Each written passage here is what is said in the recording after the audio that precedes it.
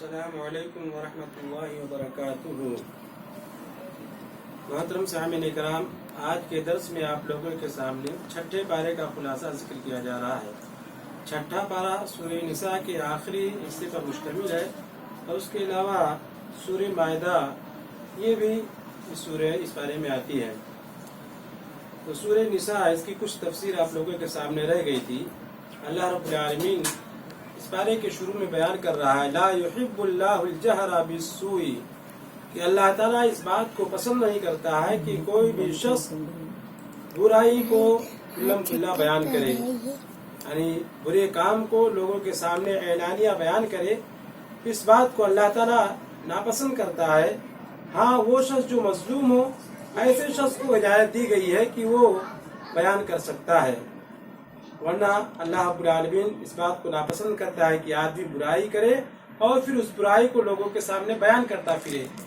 اس میں کوئی بھی چیز غیبت ہے، چغلی ہے، اس طریقے سے گالی گلوچ ہے، اللہ تعالیٰ ناپسند کرتا ہے کہ بندہ اس کو لوگوں کے سامنے بیان کرتا پھرے۔ اگر کسی کے اوپر ظلم ہو رہا ہے تو ایسی صورت میں وہ اپنی فریاد دوسرے کے سامنے کر سکتا ہے، جیسا کہ حدیث میں ہے کہ ایک شخص کو اس کا پڑوسی بہت زیادہ ستا رہا تھا۔ وہ اللہ کے نبی صلی اللہ علیہ وسلم کے پاس گیا اور اللہ کے نبی صلی اللہ علیہ وسلم سے کہا کہ اللہ کے نبی، میرا پڑوسی مجھ کو ایذا دیتا ہے۔ اللہ کے نبی صلی اللہ علیہ وسلم نے کہا کہ تم اپنا سامان راستے میں کر دو اور پھر وہیں پہ بیٹھ جاؤ۔ چنانچہ وہ اپنا سامان لے جا کر کے راستے میں رکھ دیتا ہے۔ جو بھی شخص ادھر سے گزرتا ہے پوچھتا ہے آخر کیا بات ہے، کیوں تم یہاں پر ہو؟ وہ کہتا ہے کہ میرا پڑوسی مجھ کو تکلیف دیتا ہے۔ لوگ اس کے اوپر لعنت کرتے ہیں۔ پھر دوسرا آتا ہے، وہ بھی اس کے اوپر۔ اس طریقے سے لوگ بار بار لعنت کرتے ہیں، یہاں تک کہ وہ شخص نادم و شرمندہ ہو جاتا ہے اس کا پڑوسی، اور آ کر کے اس سے درخواست کرتا ہے کہ آپ اپنا سامان اندر کر لو اور میں تمہیں کبھی نہیں ستاؤں گا۔ تو اس طریقے سے اگر کسی کے اوپر ظلم ہو رہا ہو تو اس سے غیبت کے جواز کا پتہ چلتا ہے کہ اگر کسی کے اوپر ظلم ہو رہا ہے تو وہ اس کی شکایت، اس کی برائی کو ایسے شخص تک بیان کر سکتا ہے جو اس کی اصلاح کر سکے۔ اللہ رب العالمین نے اس میں عیسیٰ علیہ السلام کے سلسلے میں بھی مختلف آیتوں میں بیان کیا ہے۔ اللہ رب العالمین نے فرمایا عیسیٰ علیہ السلام کے سلسلے میں عیسائیوں کا عقیدہ یہ ہے کہ ان کو صلیب پہ چڑھا دیا گیا ہے۔ اللہ رب العالمین نے اس عقیدے کی تردید کی اور کہا کہ نہ تو عیسیٰ علیہ السلام کو قتل کیا گیا ہے اور نہ صلیب پہ چڑھایا گیا ہے، بلکہ اللہ رب العالمین نے ان کے مشابہ ایک شخص کو قرار دے دیا تھا اور یہودیوں نے اس کو صلیب پہ چڑھایا تھا۔ عیسیٰ علیہ السلام کو اللہ رب العالمین نے پورے طور پر آسمان پہ اٹھا لیا ہے اور قرب قیامت میں وہ دوبارہ نزول فرمائیں گے۔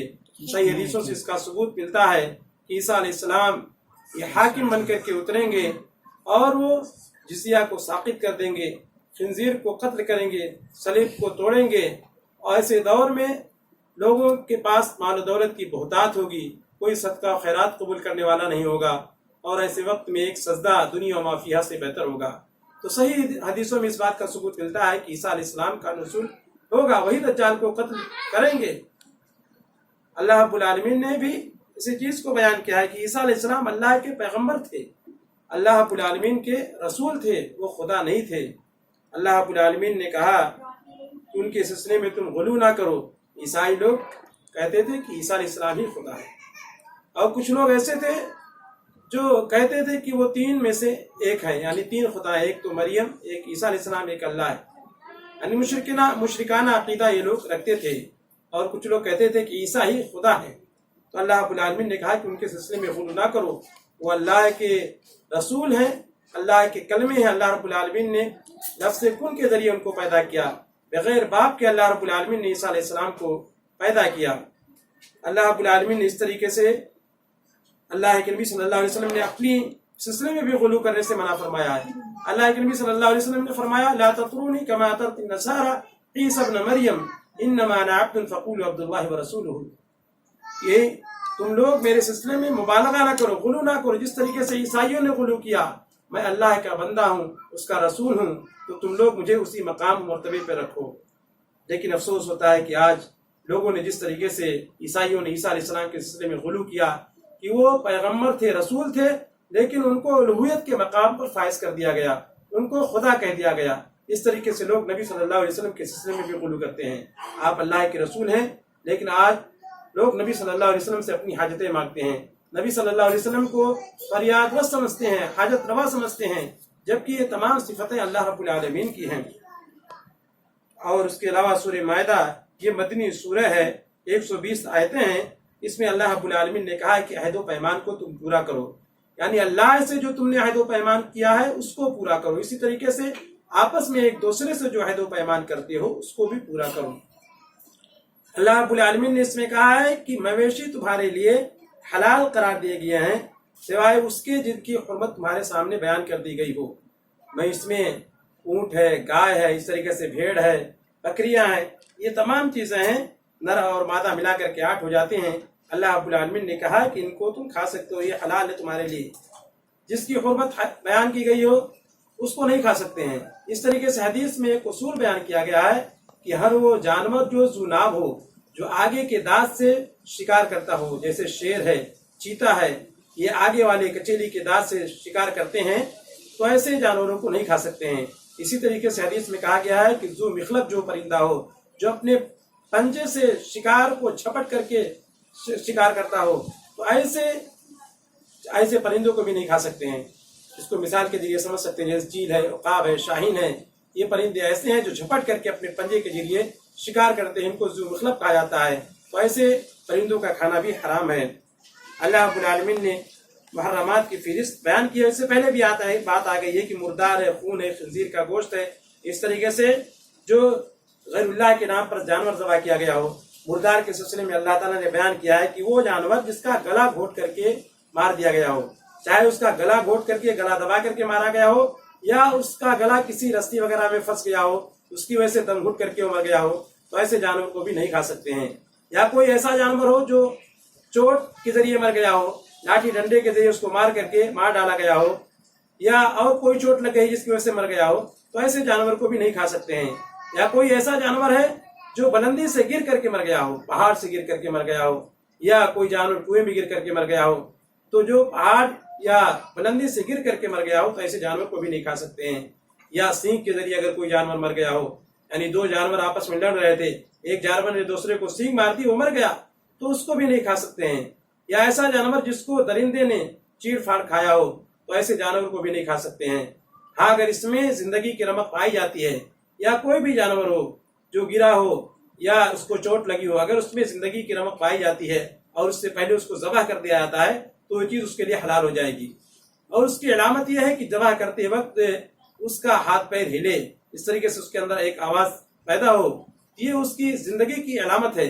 یعنی اگر زندہ ہے اور آپ نے ذبح کر دیا ہے تو اس کو کھا سکتے ہیں۔ شکاری کے جانور کو بھی اللہ رب العالمین نے کہا ہے کہ وہ جو جانور شکار کرتا ہے، یعنی آپ کسی کتے کو سکھائے ہوئے ہیں اور وہ شکار کر کے لاتا ہے تو اس شکار کو بھی کھا سکتے ہیں، لیکن شرط یہ ہے کہ وہ سکھایا ہوا کتا ہو، اور سکھائے ہوئے کی علامت یہ ہے کہ اس کو آپ کے حکم کی وہ تعمیل کرتا ہو، شکار کرنے کے بعد وہ خود اس میں سے نہ کھاتا ہو بلکہ پورا لا کر کے آپ کے سامنے حاضر کر دیتا ہو، اور آپ نے بسم اللہ کہہ کے اس جانور کو چھوڑا ہے، تو ایسی صورت میں شکار کر کے جو بھی جانور لاتا ہے اس کو آپ کھا سکتے ہیں۔ اللہ رب العالمین نے وضو و تیمم کے مسئلے کو ذکر کیا اور کہا ہے کہ جب تم نماز کا ارادہ کرو تو اپنے ہاتھ کو، اپنے چہرے کو دھل لیا کرو، اس طریقے سے ہاتھ کو کوہنی تک دھل لیا کرو، مسح کر لیا کرو، اپنے پیر کو دھل لیا کرو، اور اگر پانی نہیں ملتا ہے تو ایسی صورت میں اللہ تعالیٰ نے کہا ہے کہ تم تیمم کر لو۔ یعنی اسلام میں آسانی ہے، اگر پانی نہیں ملتا ہے، کوئی آدمی بیمار ہے تو ایسی صورت میں تیمم کر کے وہ نماز کو پڑھے گا۔ نماز رخصت نہیں ہے، اور تیمم کو وضو کا بدل قرار دیا گیا ہے۔ اللہ رب العالمین نے سورہ میں یہ کہا ہے کہ تمہارے پاس اللہ رب العالمین کی طرف سے نور اور کتاب مبین آ گئی ہے۔ نور اور کتاب مبین دونوں سے مراد قرآن کریم ہے۔ بہت سارے لوگ نور سے اللہ کے نبی صلی اللہ علیہ وسلم کی ذات کو مراد لیتے ہیں اور کتاب سے قرآن کو مراد لیتے ہیں، جبکہ ایسا عقیدہ رکھنا اور ایسی تفسیر کرنا قرآن کی غلط ہے، اس لیے کہ اللہ رب العالمین نے اس کے بعد کہا یہدی بہ اللہ، اللہ تعالیٰ اس کے ذریعے ہدایت کرتا ہے۔ اگر یہ دو الگ الگ چیزیں ہوتی تو ایسی صورت میں اللہ رب العالمین یہدی بہما کہتا کہ اللہ تعالیٰ ان دونوں کے ذریعے ہدایت دیتا ہے، لیکن یہدی بہ کہا ہے، اس کا مطلب یہ ہے کہ دونوں سے مراد ایک ہی چیز ہے، اور وہ قرآن کریم ہے جو ایک روشنی کا بھی کام دیتی ہے، آدمی اس کے ذریعے ہدایت حاصل کرتا ہے۔ اس طریقے سے یہ کتاب کھلی ہوئی کتاب ہے، اور بہت سارے لوگ ایسے بھی ہیں جو نبی صلی اللہ علیہ وسلم کے نور کو ثابت کرنے کے لیے یہ حدیث بھی پیش کرتے ہیں کہ اللہ تعالیٰ نے نبی صلی اللہ علیہ وسلم کے نور کو سب سے پہلے پیدا کیا اور اسی سے پوری دنیا کو پیدا کیا، جبکہ صحیح حدیث میں یہ ہے کہ اللہ تعالیٰ نے پہلے قلم کو پیدا کیا اور اس کو لکھنے کا حکم دیا ہے۔ اس صحیح حدیث کے معارض بھی ہے۔ تو صحیح عقیدہ اس سلسلے میں یہ ہے کہ اللہ کے نبی صلی اللہ علیہ وسلم سے اس کے نور مراد لینا یہ صحیح نہیں ہے۔ صحیح بات یہ ہے کہ ان دونوں سے مراد قرآن کریم ہی ہے، اور اس میں اللہ رب العالمین نے بنی اسرائیل کا بھی ذکر کیا ہے۔ بنی اسرائیل کا پرانا مسکن بیت المقدس تھا، اور یہ لوگ مصر میں چل کر کے یوسف علیہ السلام کے زمانے میں مصر میں جا کر کے آباد ہو گئے تھے۔ پھر بعد میں اللہ رب العالمین نے اپنے پرانی جگہ پہ جانے کا حکم دیا، اور وہاں پہ عمالقہ یہ آباد ہو گئے تھے۔ بہت جنگجو قوم تھے، بہت بہادر قوم تھے یہ لوگ، عمالقہ کے لوگ۔ اور اللہ رب العالمین نے کہا کہ تم جہاد کر کے جاؤ، اپنے آبائی وطن پر قابض ہو جاؤ، جہاد کرو۔ لیکن اس وقت بنی اسرائیل نے موسیٰ علیہ السلام کا ساتھ نہیں دیا تھا، اور عمالقہ کی بہادری سے یہ لوگ مرعوب ہو گئے تھے۔ ان لوگوں نے کہا کہ اے موسیٰ فاذهب انت وربك فقاتلا ان هؤلاء قاعدون، تم جاؤ، تمہارا رب جانے، ہم یہیں بیٹھے رہیں گے، ہم جانے والے نہیں، ہمارے بس کی بات نہیں ہے لڑائی کرنا۔ اس کے بالمقابل دیکھیے اللہ کے نبی صلی اللہ علیہ وسلم کو اللہ رب العالمین نے ایسے صحابہ کرام عطا کیے جو آپ کے اوپر ہمیشہ جان نچھاور کرنے کے لیے تیار رہتے تھے۔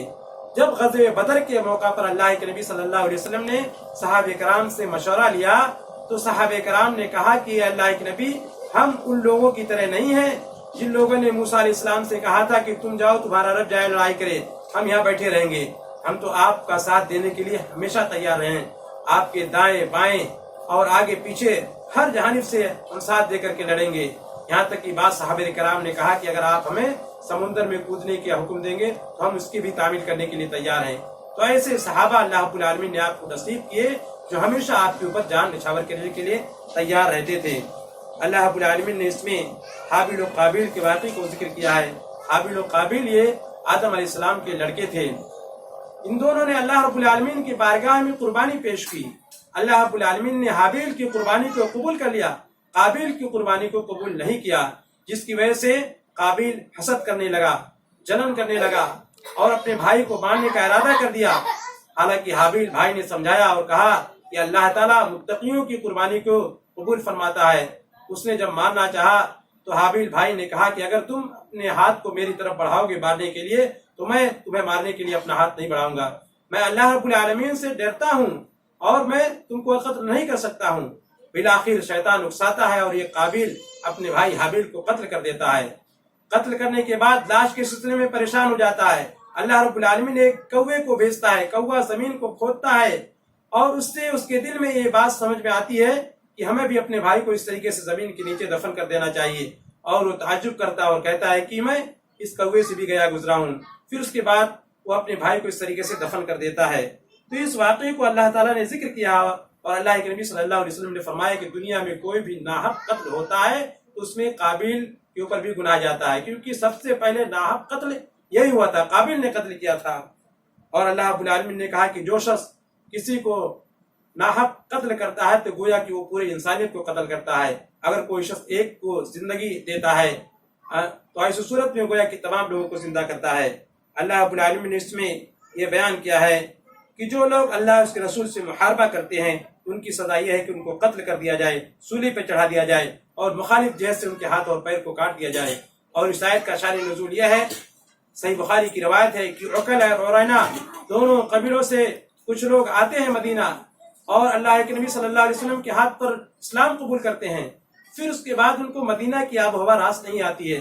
اللہ کے نبی صلی اللہ علیہ وسلم ان کو مشورہ دیتے ہیں اور کہتے ہیں کہ جاؤ تم مدینہ سے باہر جہاں صدقے کے جانور ہیں وہاں پہ جاؤ اور اونٹوں کے پیشاب کو پینا، ان کے دودھ کو پینا۔ چنانچہ یہ لوگ جاتے ہیں اور وہاں اس طریقے سے اونٹ کا دودھ اور پیشاب پیتے ہیں جس سے ان کو صحت مل جاتی ہے، اور جب یہ تندرست ہو جاتے ہیں تو اس وقت اونٹوں کے چرواہوں کو قتل کر دیتے ہیں اور اونٹ کو ہاک کر کے لے کے جانے لگتے ہیں۔ اللہ کے نبی صلی اللہ علیہ وسلم کو اس کی خبر ملتی ہے۔ اللہ کے نبی صلی اللہ علیہ وسلم ان کے پیچھے آدمی کو دوڑاتے ہیں اور ان لوگوں کو حاضر کیا جاتا ہے، اونٹوں کے ساتھ ان کو حاضر کیا جاتا ہے۔ اللہ کے نبی صلی اللہ علیہ وسلم یہ سزا تجویز کرتے ہیں کہ ان کے ہاتھ اور پیر کو مخالف جہت سے کاٹ دیا جائے اور پھر ان کی آنکھوں میں گرم گرم سلائی پھرا دی جائے، ان کو اس طریقے سے دھوپ میں رکھ دیا جائے۔ چنانچہ ان کو اس طریقے سے کیا گیا اور وہ اسی حالت میں تڑپ تڑپ کر کے مر گئے۔ تو ایسا کیوں اللہ کے نبی صلی اللہ علیہ وسلم نے کیا؟ اس کی وجہ یہی تھی کیونکہ ان لوگوں نے کئی جرم کیا تھا، اللہ اس کے رسول سے محاربہ کیا تھا، ان لوگوں نے چوری کی تھی، ان لوگوں نے قتل کیا تھا، ان لوگوں نے، اور یہ لوگ مرتد ہو گئے تھے، 3-4 گناہ کا ارتکاب کیا تھا، جس کی وجہ سے اللہ کے نبی صلی اللہ علیہ وسلم نے عبرتناک سزا دی۔ اور یہ بھی ہے کہ ان لوگوں نے چرواہے کے ساتھ ایسے ہی کیا تھا، اس لیے اللہ کے نبی صلی اللہ علیہ وسلم نے بدلے میں قصاص کے طور پر ان کے ساتھ ایسا سلوک کیا۔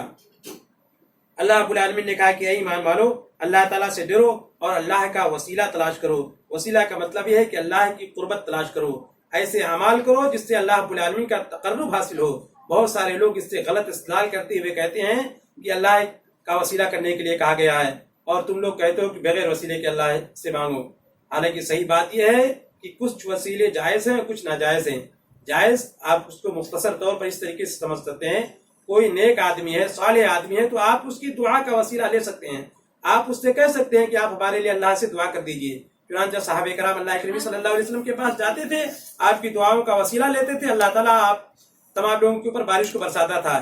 لیکن جب اللہ کے نبی صلی اللہ علیہ وسلم کی وفات ہو گئی تو اس وقت لوگ ابن عباس، عمر بن خطاب رضی اللہ عنہ، ابن عباس رضی اللہ عنہ کے پاس گئے اور کہا کہ جب تک اللہ کے نبی زندہ تھے ہم اللہ کے نبی سے دعاؤں کا وسیلہ لیتے تھے، لیکن اب آپ اللہ کے نبی صلی اللہ علیہ وسلم کے چچا ہیں، اس لیے ہم آپ کے پاس آئے ہوئے ہیں۔ چنانچہ انہوں نے دعا کی جس کی وجہ سے اللہ رب العالمین نے خوب بارش برسائی۔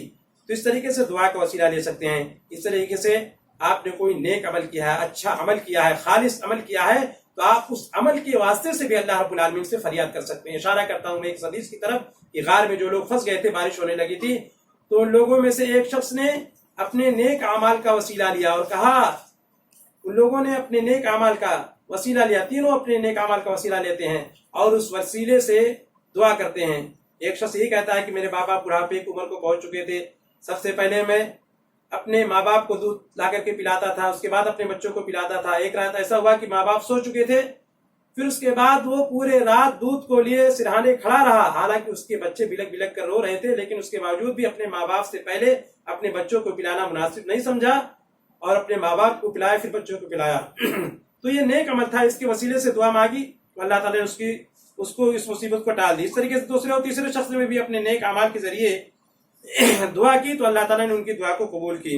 اس طریقے سے اللہ کے اسماء و صفات کے ذریعے بھی آپ اللہ تعالیٰ رحمان ہے، رحیم ہے، غفار ہے، اس طریقے سے اللہ کے جو اسماء ہیں، صفات ہیں، ان اسماء و صفات کا واسطہ دے کر کے اللہ رب العالمین سے دعا مانگ سکتے ہیں۔ لیکن بزرگوں یعنی مردوں اور مزاروں پہ جا کر کے ان سے وسیلہ طلب کرنا یہ سراسر غلط ہے، یہ شرک ہے، ایک مسلمان کو اس سے اجتناب کرنا چاہیے۔ اللہ رب العالمین نے اس میں کہا ہے کہ جو چوری کرے، چاہے وہ مرد ہو یا عورت، ان کے ہاتھ کاٹ لیے جائیں۔ اسلام میں یہ سزا ہے کہ چوری کرنے والا چاہے مرد ہو یا عورت، اس کے ہاتھ کاٹ لیے جائیں۔ اور یہ سزا ایسی صورت میں ہے جبکہ ربع دینار کم سے کم چوری کیا ہو، اس سے کم پہ یہ سزا نہیں ہے۔ اگر اتنا چوری کیا ہے تو اسلام میں اس کی یہ سزا ہے کہ اس کے ہاتھ کاٹ لیے جائیں، چاہے مرد ہو یا عورت۔ اللہ رب العالمین نے کہا ہے کہ یہود و نصارہ کو دوست نہ بناؤ۔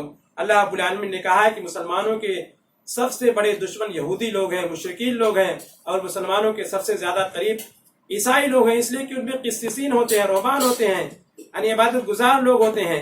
اسی لیے اللہ رب العالمین نے کہا ہے کہ ان کے مقابل میں یہ نصرانی لوگ، عیسائی لوگ، یہ زیادہ مسلمانوں سے قریب ہیں۔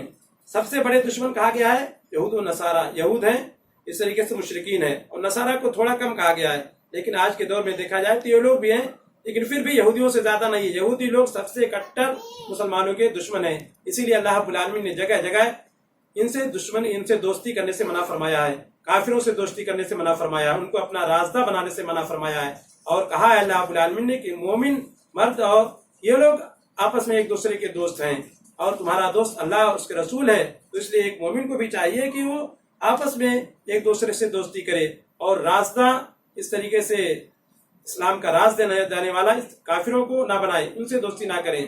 یہ چھٹے پارے کا خلاصہ تھا۔ اللہ رب العالمین سے دعا ہے کہ اللہ تعالیٰ ہم تمام لوگوں کو قرآن سمجھ کر پڑھنے، اس پر عمل کرنے کی توفیق عطا فرما۔ آمین۔ وآخر الدعوانا الحمد للہ صلی اللہ علیہ وسلم۔